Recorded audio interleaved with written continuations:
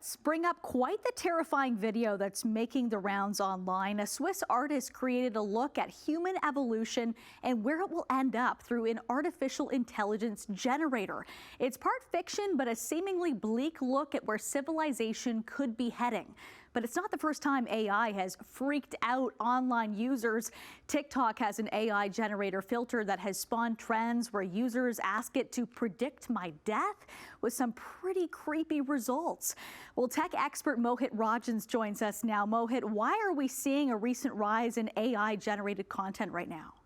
I think the beauty about what's happening is we're seeing a lot of different worlds collide when it comes down to the innovation and technology. For the longest time, we saw gamers have the benefit of action when it came down to technology, and yet people who are in business benefit from the automation that happens in business.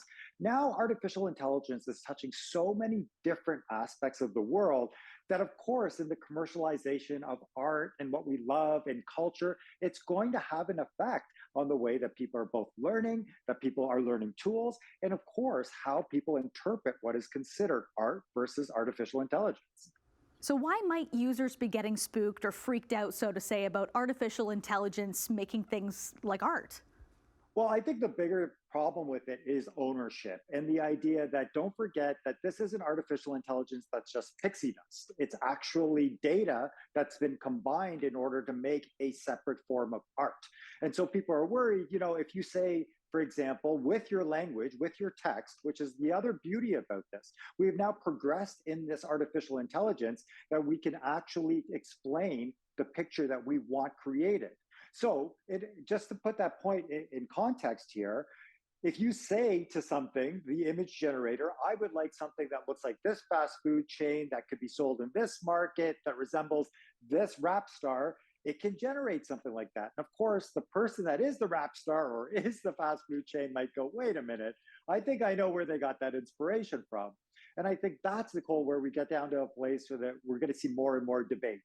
But we've seen this debate before in culture time and time again, from music all the way to current graphic arts. So I think it's something that I continue to follow because it's quite innovative.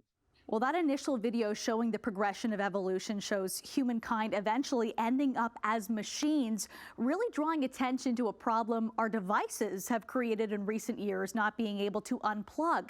So iPhones have settings that allow users to schedule downtime and set app or communication limits. How do you recommend avoiding communication overload?